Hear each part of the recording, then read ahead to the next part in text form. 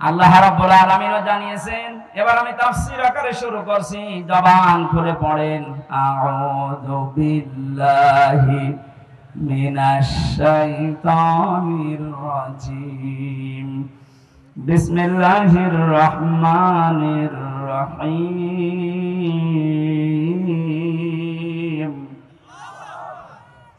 ওয়াল্লাহু ইয়াদউ ইলা দারিস সালাম। আল্লাহ পাক বলেন, আমি আল্লাহ তোমাদেরকে আহ্বান জানাচ্ছি, ডাকতেছি শান্তির ঘরের দিকে।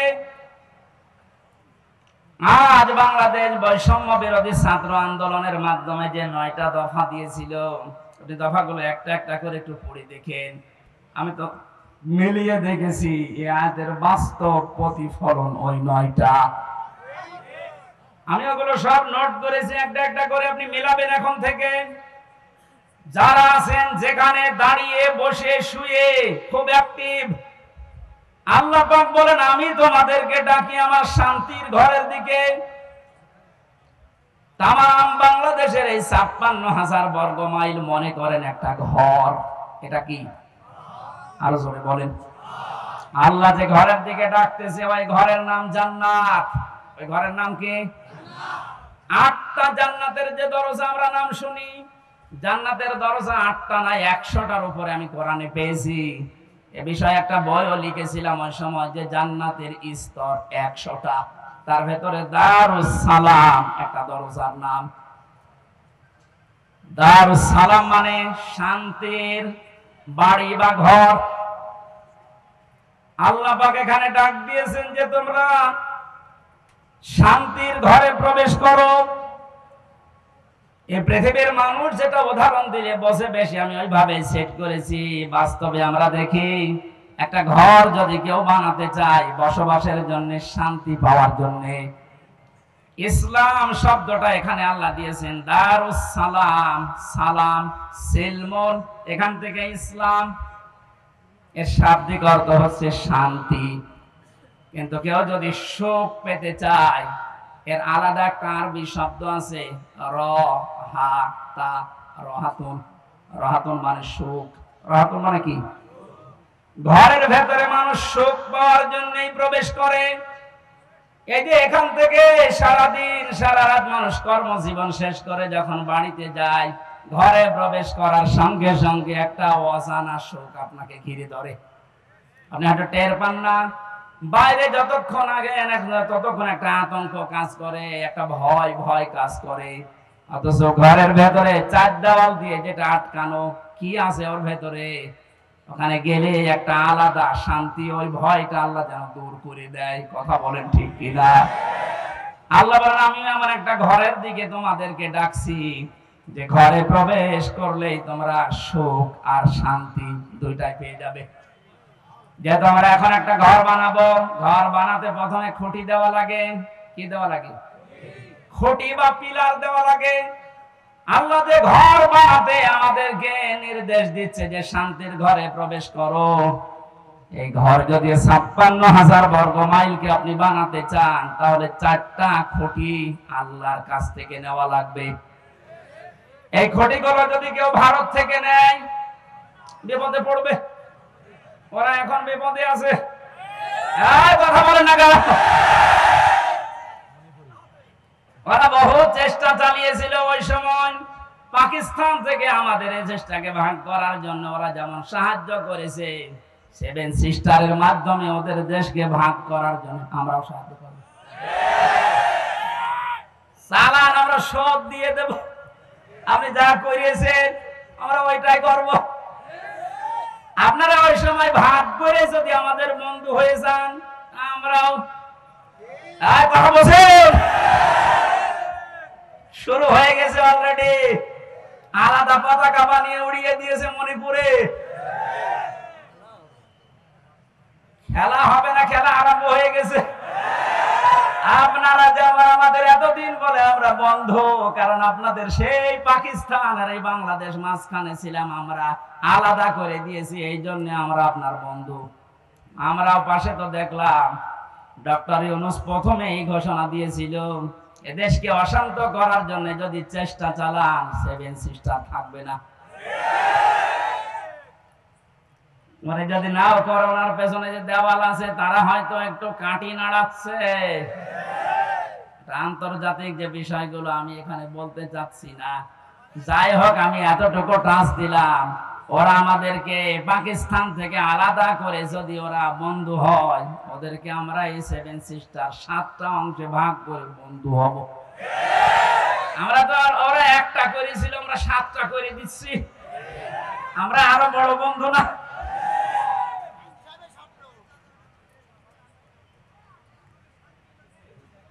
যশোরবাসী এবার খেয়াল করেন, না আমরা শুধু ভারত থেকে না, চীন থেকে না, রাশিয়া থেকে না, আমেরিকা না, কারো কাছ থেকে খুঁটি নিতে চাই না। আল্লাহ যে খুঁটি দিয়েছে শান্তির ঘর বানাতে, আমরা ওই খুঁটি নেব। আমার কথার অর্থ বোঝার চেষ্টা করেন, খুব খেয়াল করে শুনবেন। আমি কোরআনে কারীম থেকে পেয়েছি, 1 নম্বরে আল্লাহ পাক বুনিয়াল ইসলাম আলা খামসিন শাহাদাতি আল্লাহ ইলাহা ইল্লাল্লাহ। এই যে হাদিসটার ভেতরে 5টা বিষয় আছে, তার 4টা খুঁটি আমি সেট করেছি। নামাজ, রোজা, হজ আর যাকাত, এই 4টা খুঁটি মজবুত ভাবে গেড়ে দেওয়া লাগবে। খুঁটি থাকলে হয় না। ঘরকে শান্তির ঘর বানাতে হলে বেড়া দেওয়া লাগে। কথা বলে না কেন? কোরআনে কারীম থেকে আমি বেড়া বের করেছি 4টা। 1 নম্বরে বেড়া, 1 নম্বরে বেড়ার নাম হচ্ছে রাজনীতির বেড়া। এটা যেহেতু চলছে এখন দেশে, এটা পরিষ্কার করা লাগবে।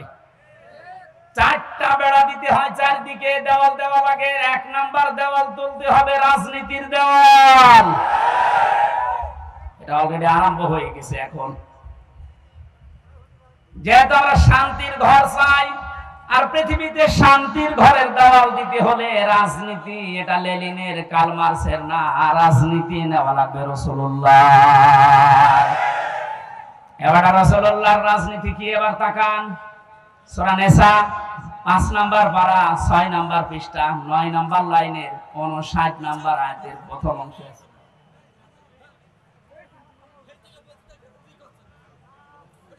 শেষ করে দেব না? ওই লোকটাকে তুলে আমার চেয়ারে বসিয়ে দিই।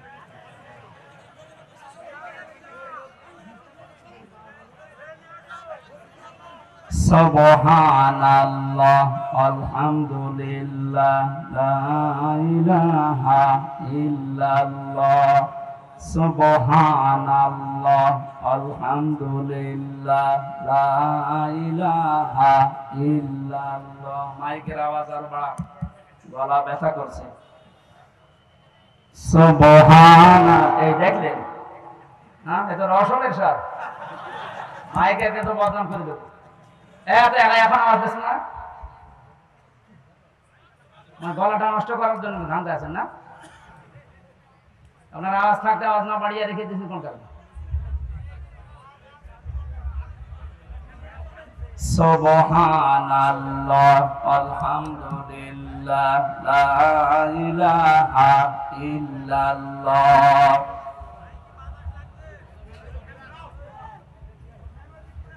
ফ্যানটা একটু সাইড থাক। লা ইলাহা ইল্লাল্লাহ মুহাম্মাদুর রাসূলুল্লাহ।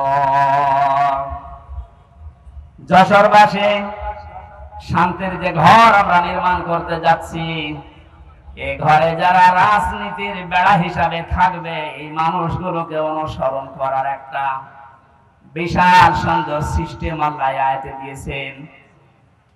আল্লাহ পাক বলেন, আমাকে অনুসরণ করো, আমার রাসূলকে অনুসরণ করো। তোমাদের ভেতরে যারা রাজনীতি করবে, নেতা হবে, নেতৃত্ব দেবে, তাদেরকে অনুসরণ করবা। কিন্তু শিক্ষা হচ্ছে আতিউ, এই শব্দটা এটা একটা ফেল, এটা ভাব, এটা ক্রিয়া। এটা আল্লাহ নিজের নামে আর রাসূলের নামে দিয়েছেন। কিন্তু উলিল আমর যারা রাজনীতি করবে, নেতৃত্ব দেবে, নেতা হবে, তাদের আগে দেননি। ও বাংলার মুসলমানেরা, এমন একটা ঘর যেহেতু আমরা নির্মাণ করতে যাচ্ছি, যে ঘরে প্রবেশ করলে কোনো ভয় থাকবে না। বলেন না কেন? কোনো চিন্তা থাকবে না। বলেন বলেন। এমন একটা ঘরে আমরা যেতে প্রবেশ করতে ইচ্ছা করছি বা প্রবেশ করব বলে আশা করছি যে ঘরের ভেতরে ঘরের এরিয়াতে গেলে কোনো চিন্তাই থাকবে না। ঘরের পাশে যে যদি ছিনতাইকারী ধরে, ঘরের ভেতরে যারা বসবাস করছে ওরা দা নিয়ে, খন্তা নিয়ে, বটি নিয়ে, কথা বুঝতেছে, বাড়ির ভেতর থেকে এসে ছিনতাইকারীকে এই ঝিনাইদহ সাবেক এমপির মতো টুকরা টুকরা করে ফেলবে। আমার মনে হচ্ছে এরা না বুঝে চিল্লাচ্ছে। না, আমি জানি আপনারা বুঝে ফেলেছেন। শান্তির যে ঘর আমরা বানাতে যাচ্ছি, প্রবেশ করতে যাচ্ছি যে সিস্টেম গুলো দিয়ে, রাজনীতির এই বেড়া দেওয়ার জন্য, দেওয়াল দেওয়ার জন্য আমাদের সামনে যারা আসবে রাজনীতি করতে, এই বেড়া দেওয়ার আগে দেখতে হবে আল্লাহ রাসূলকে মেনে চলে কিনা। এই জন্য আতিউটা আল্লাহ ওয়ালিল আমর রাজনীতি নেতাদের আগে দেননি। এখন থেকে সিদ্ধান্ত নিয়ে বাড়ি যাবেন আজকে। এই বেড়াটা যেহেতু সামনে দেওয়া লাগবে শান্তির ঘরে, সুতরাং আল্লাহ রাসূলকে যদি আমার বাবা হয়েও মেনে না চলে, ওই বাবাকে আমি ভোট দেব না। আমার আত্মীয় না, দূরের মানুষ, ও যদি আল্লাহ রাসূলকে মেনে চলে, ওর দ্বারা দুনিয়া এবং আখিরাতে আমার কাজ হবে। এটা কাজ হবে ওর দ্বারা, এটা আমি বানালাম। বলেন সূরা নিসা 5 নাম্বার পারা 10 নাম্বার পৃষ্ঠার 12 নাম্বার লাইনের 85 নাম্বার আয়াতে আছে, মাইয়াশ ফাশাফাতান হাসানাতাই ইয়াকুল্লাহু নাসীবুম মিনহা ইলা আখির আয়া। দলিলগুলো লম্বা করছি না, গরমে আমার ভেতরে ঘেমে যাচ্ছে, জন্য তাড়াতাড়ি করছি। দুনিয়ায় যারা একটা ভালো কাজে সুপারিশ করবে, ভোট দেবে, রায় দেবে, সমর্থন জানাবে, ওই লোকটা চেয়ার পাওয়ার পরে যে ভালো কাজ করে সওয়াব পাবে, আপনি শুধু এই রায় দেওয়ার কারণে একই সওয়াব পাবেন। যেই লোকটা এই কাজ করে আমাকে উপকার করছে দুনিয়া এবং আখিরাতে, সে যদি আমার দোলা ভাই না হয়, আমার বাবা না হয়, ও যদি আল্লাহ রাসূলকে মেনে চলতে পারে, ওকে আমি সমর্থন জানাবো, সাপোর্ট করব, সুপারিশ করব। আর এই মতের সাথে রাজি আছেন দেখে লিল্লাহি তাকবীর।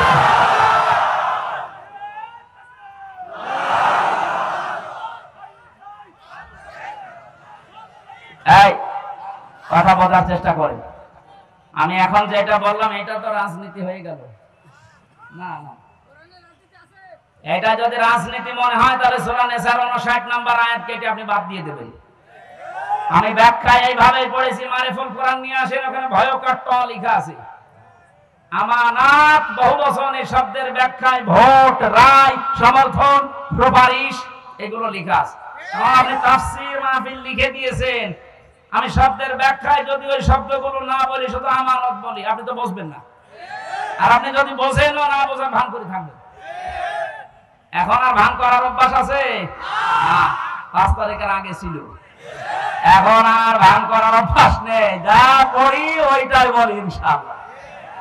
আগে তো এই যশোরে যাওয়ার জন্য সেই কুষ্টিয়া ঘুরে আসতাম, এখন একেবারে সরাসরি চূড়ামন কাঠি দিও।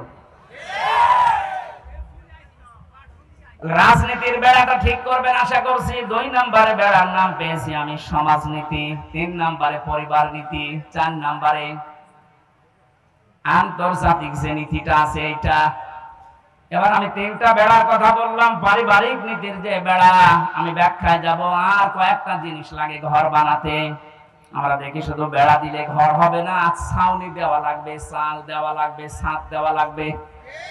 গ্রাম্য মানুষ যারা ঘর বানায়, 4 চালা ঘর, এদিকে একটা, এদিকে একটা, ওইদিকে একটা, এইদিকে একটা, চাল লাগে কয়টা? আমি কোরআনে কারীম থেকে 4টা চাল বানিয়েছি। 1 নম্বরে ঈমানের চাল। যদি কেউ শুধু ছাদ দিতে চায়, পুরা ঈমানটা দিয়ে ঢেকে দিলেই সম্ভব, আর অসুবিধা নেই। যদি 4টা চাল কেউ দিতে চায়, কোরআন জানিয়েছে সৎকর্মের চাল দেওয়া লাগবে, যুদ্ধনীতির চাল দেওয়া লাগবে, সমাজনীতির চাল দেওয়া লাগবে। এই চালগুলো যদি একটা একটা করে কোরআন যেভাবে দিতে জানিয়েছে ওইভাবে আমরা দিতে পারি। শুধু চাল দিলেই হবে না, ঘরে প্রবেশ করার জন্য একটা দরজা লাগবে। আল্লাহ পাক যে দরজার ঘোষণা দিয়েছেন কোরআনে, লা ইলাহা ইল্লাল্লাহু মুহাম্মাদুর রাসূলুল্লাহ। আল্লাহর এই শান্তির ঘরে যদি কেউ প্রবেশ করতে চান, তাহলে এই কালেমা পড়ে এই দরজা দিয়ে প্রবেশ করা লাগবে। গত পরশুদিন আমার চুয়াডাঙ্গায় ছিল, স্বামী স্ত্রী দুইজন এই দরজা দিয়ে অলরেডি প্রবেশ করেছে। এর কয়েকদিন আগে ছিল গাইবান্ধা, সরঞ্জিত নাকি নাম যেন, এই লোকটা এই দরজা দিয়ে আল্লাহর এই শান্তির ঘরে অলরেডি প্রবেশ করেছে। প্রতিদিন প্রতিনিয়ত আজকেও দেখলাম 26 জন আল্লাহর এই কালেমা পড়ে এই দরজা দিয়ে অলরেডি শান্তির ঘরে ঢুকে পড়েছে। আমরা তো আগে থেকেই ঢুকে বসে আছি। তাহলে আল্লাহ যে ঘর বানাতে বললেন, এই ঘরের দরজার নাম কালেমা। নাম কি? জবান খুলে একবার পড়েন, লা ইলাহা।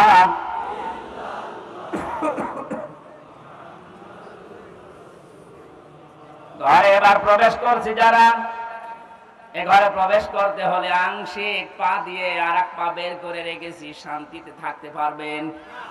দরজা দেওয়া লাগবে না। বলেন, দরজা যদি কেউ দিতে চায়, কোরআনে কারীম জানাচ্ছে, ইয়া আইয়ুহাল্লাযীনা আমানু দুখুলু ফিস-সিলমি কাফা। সূরা বাকারা 208 নম্বর আয়াতের প্রথম অংশে আছে, ও হে ঈমানদারেরা, তোমরা যদি সত্যি শান্তি পেতে চাও, আমি যে ঘর দিলাম ইসলামের, এখানে আংশিক প্রবেশ করবা না, পুরোপুরি প্রবেশ করো। জোরে বলেন আল্লাহু আকবার। ঘরে প্রবেশ করে যদি দেখেন জ্বালানা নেই, থাকতে পারবেন? আরামে ঘুমাবেন, দরজা বন্ধ, জ্বালানা দিয়ে চুরি হয়ে যাবে। আল্লাহ পাক এজন্য জানিয়েছেন, এই ঘর শান্তিময় রাখতে হলে আগে জ্বালানা ঠিক করো। আমরা কোন ঘরের 2টা 3টা 4টা পর্যন্ত জ্বালানা দেখি। কোরআনে কারীম থেকে আমি জ্বালানা পেয়েছি, এদিক থেকে বাতাস ঢুকবে, ওই দিকে বের হয়ে যাবে। 2টা, একটা মুআমালাত আর একটা মুআশারাত। আমির জামাত ডক্টর শফিকুর রহমান যেটা এখন অলরেডি আরম্ভ করেছে, এই কথা বলছেন, শান্তির এই ঘরে থাকতে হলে জ্বালানা লাগবে। আর একটা দিলে হবে না, একটা জ্বালানা দিলে বাতাস একদিকে প্রবেশ করে দম বন্ধ হয়ে যাবে। এটা যেন বের হতে চাই, এই জন্য আমাদের মুআমালাত মুআশারাত ঠিক করা লাগবে। মানে ভারতকে জানিয়েছেন, আপনাদেরকে আমরা বন্ধু হিসাবে পেতে চাই। চীনের রাষ্ট্রদূত সেদিন যে প্রশংসা করেছে, জালেমরা তো নেই, অনেক মুনাফিক এখন চলে যাচ্ছে। কত বিচক্ষণ লোক আপনি জানেন। আমি ছিলাম তার সাথে 4 দিন, বাস্তবতা দেখেছি। লোকটার মাথা না, এটা একটা ম্যাগনেট। আপনি 20 বছর পরে যেটা বুঝবেন, আল্লাহ ওনাকে 20 বছর আগে ওইটা বোঝার মতো তৌফিক দিয়ে দিয়েছেন। ওনার যে স্যাক্রিফাইস, ওনার যে বিচক্ষণতা, যে তাওয়াক্কুল ভেতরে আছে, আর যে ইখলাস নিয়ে উনি কাজ করে, আমার আল্লাহ মনে হয় এই কারণে ওনাকে আস্তে আস্তে তুলে দিচ্ছে। আপনি যত ষড়যন্ত্র করেন রুখতে পারবেন না। ওনার প্রতিটি পদক্ষেপ আমার মনে হয় তাহাজ্জুদের নামাজ পড়ে সিদ্ধান্ত নিয়ে তারপরে করেন। জেলখানায় যতদিন আমি দেখেছি, আমার তো সেজদা ছিল 2 মিনিট 2.5 মিনিট, আর ওনার সেজদা ছিল 1 ঘন্টা 1.5 ঘন্টা। মানে সেজদায় সে মনে হয় কাঁদতেন যে, আল্লাহ আমাকে আরো ছেলে মেয়ে বেশি দাও, আমার সম্পদ আরো বাড়িয়ে দাও। কি করেছে 1 ঘন্টা 1.5 ঘন্টা সেজদায় বসে বসে। এমন এমন কিছু উনি এই যে বছরের পর বছর জেল খাটার মাধ্যমে চেয়েছিলেন, আমার আল্লাহ ওই চাওয়াগুলো জিনিস এখন আস্তে আস্তে ওনাকে দিয়ে দিচ্ছে। জালেমরা বিদায় নিয়েছে, মুনাফিকদেরকে বলবো আপনি থামেন, পারবেন না। কারণ ওনার যে মুআমালাত, ওনার যে মুআশারাত, যে বিচক্ষণতা। কোথায়? কুষ্টিয়ায় 3 জন হাসপাতালে ভর্তি আছে। কুষ্টিয়ার জেলা আমির জানে না, উনি আছে কক্সবাজারে। ওখান থেকে জেলা আমিরকে কল দিয়ে বলছে, 3 জন আপনার জেলায় হাসপাতালে কিছুক্ষণ আগে অ্যাক্সিডেন্ট করে পড়ে আছে, আপনি কোথায়? বলেন তো তার দূরদর্শিতা কত দূর। সেরকম একটা জেলা না, 64টা জেলা বাংলাদেশে।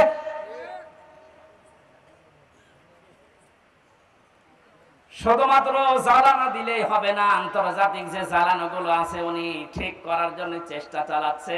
আল্লাহ যেন ওনাকে নিজের কুদরত দিয়ে পরিচালিত করেন, বলেন আমিন। শুধু জ্বালানো থাকলেও ঘর ঠিক থাকে না, ভেন্টিলেটর লাগে। কথা বলছেন এখন? ভেন্টিলেটর লাগবে না আলো বাতাস প্রবেশ করার জন্য, ডিশের তার লাগানো লাগবে না, বিদ্যুতের তার লাগানো লাগবে, ওয়াইফাই তার লাগাবেন, নাই তো আপনি আন্তর্জাতিক বিশ্ব নিয়ে খেলবেন কি করে, জানবেন কি করে। এই জন্য ভেন্টিলেটর লাগবে কমপক্ষে 2টা 4টা। আল্লাহ রাব্বুল আলামিন কোরআনে কারিমে এমন সুন্দর সুন্দর ভেন্টিলেটর দিয়েছেন। সূরা আলে ইমরানের 85 নম্বর আয়াতে আছে, সূরা আলে ইমরানের 83 নম্বর আয়াতে আছে, সূরা আলে ইমরানের 19 নম্বর আয়াতে আছে। সুবহানাল্লাহ বলতে পারেন না? আমার গলা ব্যথা করছে, এই জন্য দলিলগুলো শুধু নাম বলছি। এভাবে যদি ঘর আমরা একটার পরে একটা পয়েন্টে যে সাজালাম, এগুলো একটা করে এখন ব্যাখ্যা আরম্ভ করব। আমার যে প্রথম ঘরের খুঁটির পরে যে চাল আমরা দিয়েছিলাম, নামাজের ব্যাখ্যা, রোজার ব্যাখ্যা, হজের ব্যাখ্যা, যাকাতের ব্যাখ্যা, একটা একটা করে খুঁটির ব্যাখ্যা দিলে এরকম 4 দিন লাগবে। আপনারা এগুলো কম বেশি জানেন, এই জন্য এই খুঁটিগুলো আমার বলার দরকার নেই। কয়েকটা চালের কথা, কয়েকটা বেড়ার কথা, দেওয়ালের কথা আমি বলছিলাম, তার ভেতরে একটা রাজনীতির বেড়া আমরা ঠিক করব তো ইনশাআল্লাহ। বাস্তবে যে দেখবেন আল্লাহ রাসূলকে মানি না, ও আমার পীর হলেও বলে মানি না, আমার বাবা হলেও মানি না, আমার ভাই হলেও মানি না। আল্লাহ রাসূলকে মেনে চলে ও যদি এখানে বাড়ি না, আমার আত্মীয় না, কারণ এই বেড়া আমার দেওয়া লাগবে।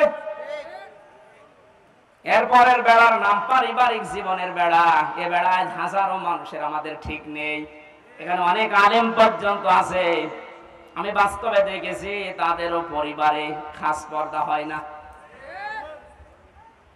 আমি শপথ নেওয়ার জন্য গত 8 তারিখে 8 দিন আগে আমির জামাত এসেছিল কুষ্টিয়ায়, আমার ডেট ছিল ওই দিন। 120টার উপরে আমার প্রশ্ন করেছি পারিবারিক জীবন নিয়ে, যে প্রশ্ন করেছিল প্রায় 17-18টা। সারা দেশে আমি ওয়াজ করে বেড়াচ্ছি, সারা দেশে আমি ঘর চাইয়ে বেড়াই, অথচ আমার ঘরে টিন নেই। আমারে যেগুলো প্রশ্ন করেছে মিথ্যা তো বলা যাবে না, বাস্তবে একেবারে সত্য সত্য মিলিয়ে দেখলাম না, মিলছে না। রকম মানে যে খুঁটি নির্ভর করা যায় এমন জিনিস, এটা আসলে আমারে হয়নি। পারিবারিক জীবনের যে আসল খাস পর্দা, ওটা 100 ভাগ এখনো আমার আসেনি। আমারে বলছে হবে না, দিন পাল্টিয়ে দিলাম, আবার 9 দিন পেছিয়ে দিয়েছি। আমার মতো একটা নাম করা হুজুরের যদি এই অবস্থা, বাকিগুলো আল্লাহ জানে। আমাদের পারিবারিক জীবনের যে পর্দাটা, এটা অনেকে নফল মনে করে, অনেকে গুরুত্ব দিতে চায় না। আজকে আমি এখানে আসার পরে যে বাড়িতে বসেছিলাম, বাড়িওয়ালা তার বউ, মেয়ে, বেটার বউ সব নিয়ে আসতেছে, হুজুর দেখবে। এটা তো হালকা জায়েজ আছে। হ্যাঁ, মেয়েদের পর্দা পারিবারিক জীবনে যে ফরজ, এটা অনেকে জানেই না। এদের একামতে দিনের খুঁটি হওয়ার জন্য, আমি আরবিটা বললাম না, খুঁটি হওয়ার জন্য অনেক কাঠ খড়ি পোড়ানো লাগে। সত্যি যদি কোনো মানুষ একনিষ্ঠ ভাবে ইখলাসের সাথে খুঁটি হিসাবে কাজ করতে চায়, আমার যতটুকু বাস্তবতা দেখলাম 120টা প্রশ্নের ভেতরে আল্লাহ তাকে জান্নাত দিয়ে দেবেন। আমাদের পারিবারিক জীবনে স্বামী স্ত্রীর যে সম্পর্কটা হওয়ার কথা ছিল, এখন আস্তে আস্তে ভারতের এই চ্যানেলগুলো থেকে, আশপাশের মানুষের ব্যবহার থেকে আমরা সব নষ্ট করে ফেলেছি। অধিকাংশ স্ত্রীর স্বামীর উপরে শ্রদ্ধা নেই, ভক্তি নেই, খালি ভুল ধরার চেষ্টায় থাকে। এরকম বউ নেই? আর আসতে বলেন, এ পৃথিবীতে যত খারাপ স্বামী হোক, ফেরাউনের মতো এত খারাপ স্বামী কারো কপালে জুটেছে? নিজের স্ত্রীর হাতে ব্রেক লাগিয়েছে, পায়ের ভেতরে ব্রেক লাগিয়েছে, কপালের ভেতরে শলাকা দিয়েছে, মাথার উপরে গরম তেল ঢেলে দিচ্ছে।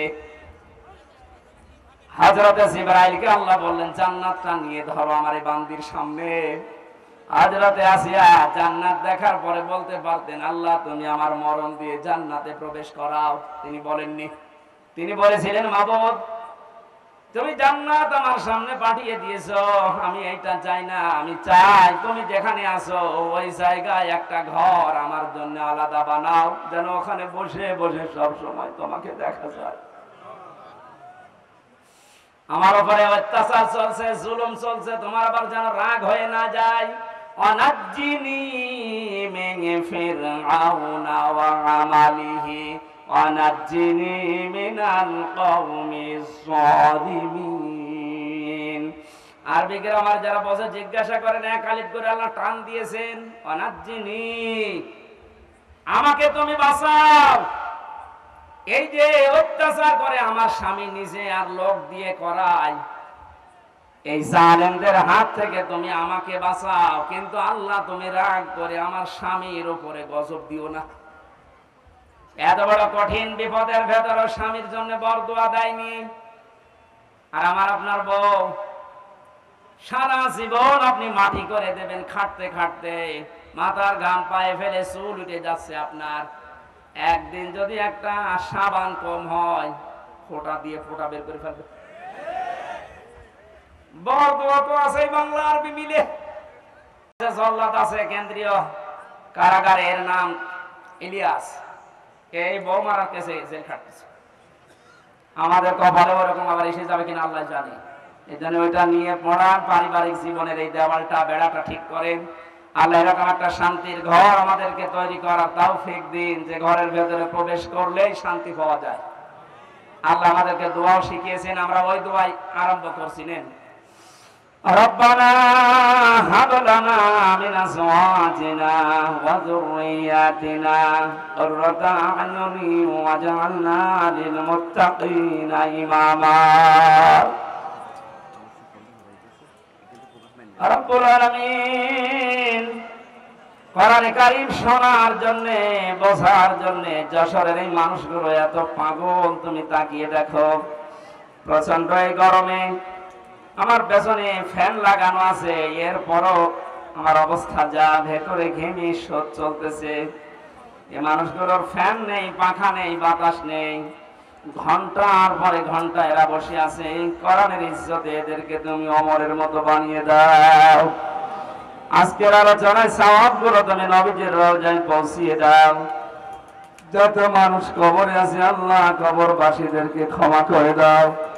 এ মাহফিলের আয়োজন করতে গিয়ে তোমার যে বান্দারা শ্রম দিয়েছে আল্লাহ, আল্লাহ তাআলা আমার যে শ্রদ্ধাভাজন শ্বশুরের কারণে এখানে এসেছি, নসির আহমেদ, রব্বুল আলামিন তোমার